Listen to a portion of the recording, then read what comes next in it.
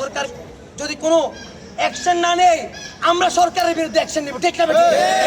হাদি ভাইয়ের রক্তের বিচার 12 ঘন্টার ভিতরে না হয় লং মার্চ টু সচিবালয় হবে। রক্ত কি গরম নাকি ঠান্ডা? এক হাদিকে গুলি করে কি আমাদেরকে থামানো যাবে? বিপ্লবীদেরকে কি থামানো যায়? বিপ্লবীদেরকে কি মারা যায়? যদি একটা হাদিকে হত্যা করার চেষ্টা করা হয়, একটা হাদিকে নিহত করা হয়, এই বাংলার ঘরে ঘরে একটা হাতি জন্ম নিবে, ঠিক না?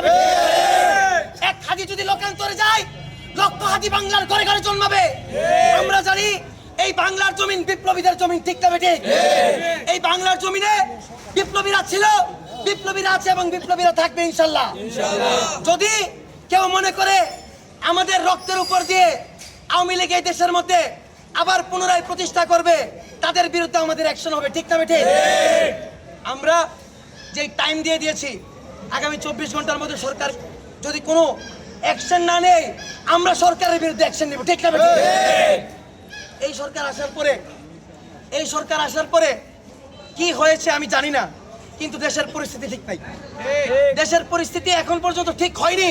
এক্সট্রিম মশার কয়েল প্ল্যান্ট ফাইবার দিয়ে তৈরি, তাই সহজে ভাঙে না, সুগন্ধিযুক্ত ও নিরবিচ্ছিন্নভাবে জ্বলে। ডেঙ্গু, চিকুনগুনিয়া বাহি সহ যে কোনো মশার বিরুদ্ধে দেয় এক্সট্রিম সুরক্ষা। আওয়ামী লীগের দোসররা যার একটি স্লোগানে যার আওয়াজে পালিয়ে যেত, সেই শরীফ উসমান হাদি ইনকিলাব মঞ্চের মুখপত্রের উপরে অতর্কিতভাবে গুলি করা হয়েছে। সে ঢাকা ৮ আসন থেকে নির্বাচনে দাঁড়িয়েছে স্বতন্ত্র প্রার্থী। সে তার প্রচারণা চলাকালীন সময়ে তারপরে দুর্বৃত্তরা গুলি করেছে।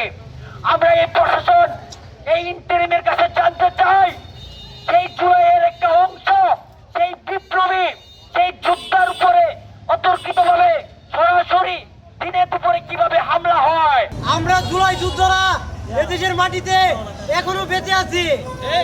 5 আগস্ট পরবর্তীতে আমরা দেখতে পাচ্ছি আমাদের জুলাই যোদ্ধারা বিভিন্নভাবে হামলার শিকার হচ্ছে, অনেককে মেরে ফেলার পায়তারা চলছে। এরকম কোনো কিছু যদি করা হয়, আমরা তার দাঁত ভাঙা জবাব দিব। কি পরিমাণ বঙ্গোত্তর স্বরাষ্ট্র উপদেষ্টা নিয়ে আমরা বেঁচে আছি, এই পর্যন্ত কোনো প্রেস ব্রিফিং দেয় নাই। হাদির মতো একজন সংগ্রামী নেতাকে এইভাবে ঢাকার মাটিতে গুলি করতে কিভাবে সাহস পেল? এই পরিমাণ দাঁড়িয়ে আমি বলতে চাই, এই স্বরাষ্ট্র উপদেষ্টা বেঁচে নাই। আমরা তার গাইবি জানাজা পালন করবো ইনশাল্লাহ। যদি আমার ভাইয়ের 24 ঘন্টা না, অনেক ঘন্টা দিয়েছি।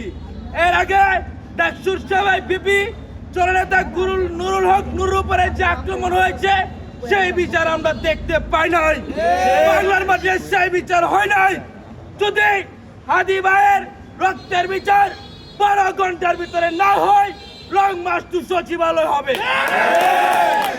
এই স্বরাষ্ট্র উপদেষ্টাকে 12 ঘন্টার ভিতরে হয়তোবা এই হামলার বিচার করতে হবে, নয়তোবা উনি পদত্যাগ করতে হবে।